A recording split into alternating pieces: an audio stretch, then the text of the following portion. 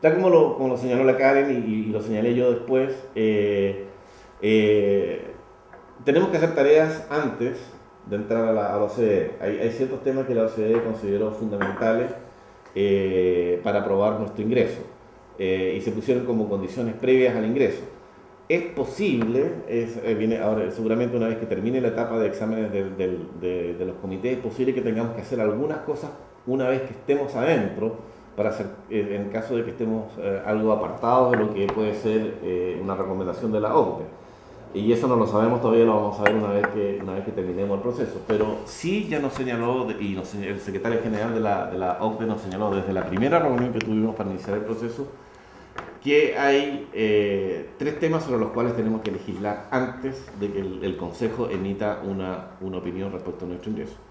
Uno es el tema de acercar los gobiernos cooperativos a los principios que la OCDE ha desarrollado, tanto en materia de gobiernos cooperativos de empresas públicas y empresas privadas,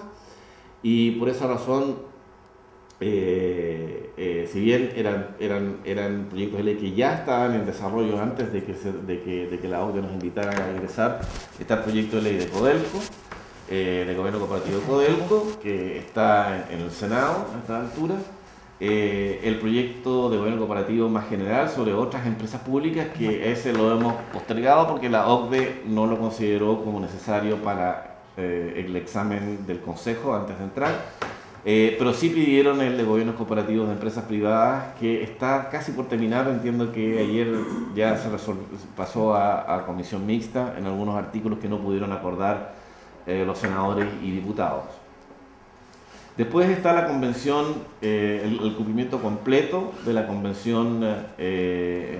anticohecho, que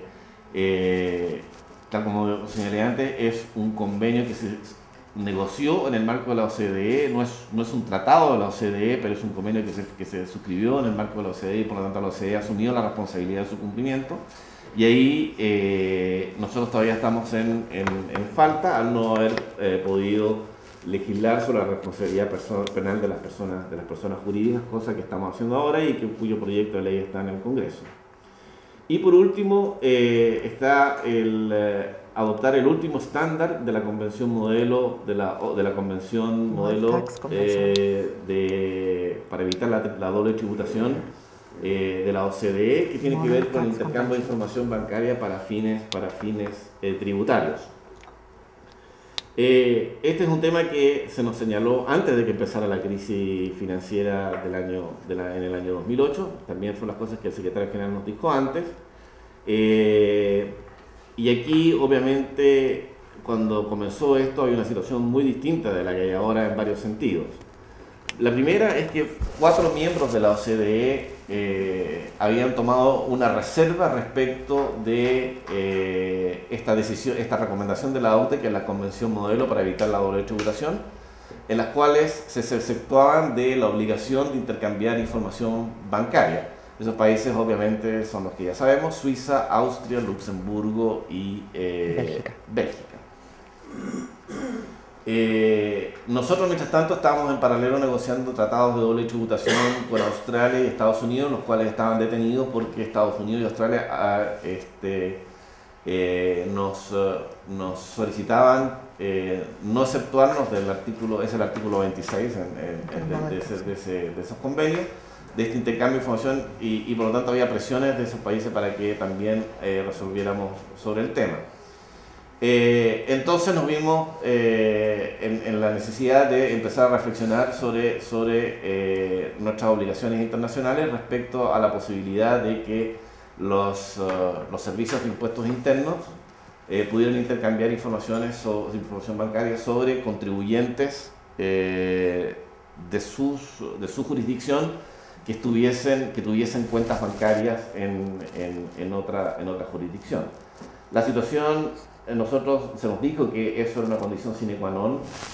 para entrar a la OCDE, a pesar de que ellos reconocían que habían países miembros de la OCDE que tenían una reserva, pero que eso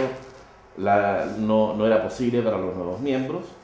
La situación obviamente cambió radicalmente a partir de la crisis que comenzó el año pasado, porque a partir de las bueno, y de varias situaciones que están en la prensa, ¿no es cierto? El tema de la entrega por parte de un banquero de Liechtenstein de las cuentas bancarias al gobierno alemán. Después el caso UBS, que es un caso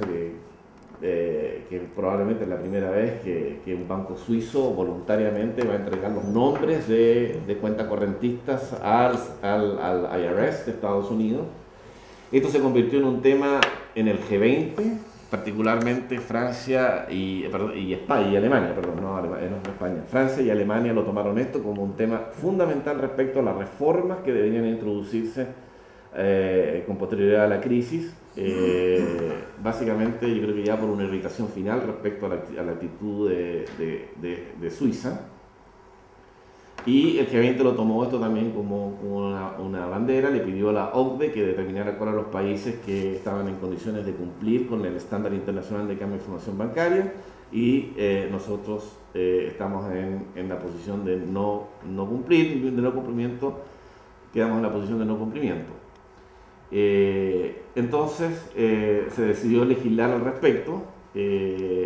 no solamente ya por el tema de la OCDE, sino para evitar quedar en una potencial lista negra emitida por el G20. Este es un tema que es inevitable, o sea, esto es un nuevo estándar internacional, tal como en otras materias ya hay estándares internacionales. La capacidad de que un servicio de impuesto interno pueda comunicarse de manera administrativamente con su contraparte, donde contribuyentes suyos tengan cuentas bancarias, es un tema que ya va a ser definitivo, y probablemente van a quedar algunos por ahí que no van a cumplirlo, pero probablemente van a terminar en algún momento siendo sancionados de alguna forma.